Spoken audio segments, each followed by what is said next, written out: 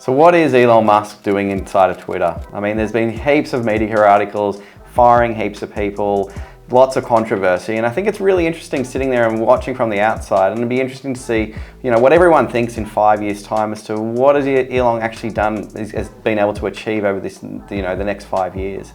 Looking from the outside, looking into, the things that are happening, what we're reading on Twitter and reading in the media. I mean, Elon is basically making sure that every single person inside of this business is adding value to the business.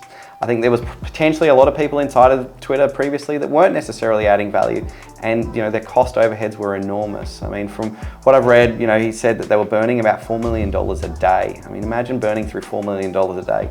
So he had to do something. He had to do something hugely drastic, and he's reduced his overall headcount. He's reducing his cash burn, and now he's getting everyone to focus on the most important thing in any business, and that's around how are they going to make money and how are they going to turn this business into a profitable business.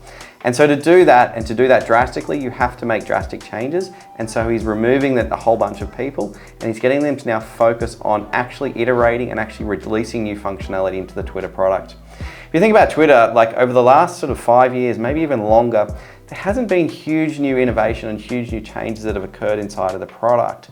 And so I suspect over the next 6 months, we're going to see the largest amount of change that's occurred inside of Twitter than what we've ever seen.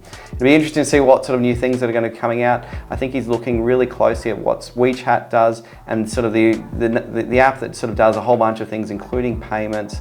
Whether they're going to include some functionality like TikTok inside of Twitter, I suspect they probably will.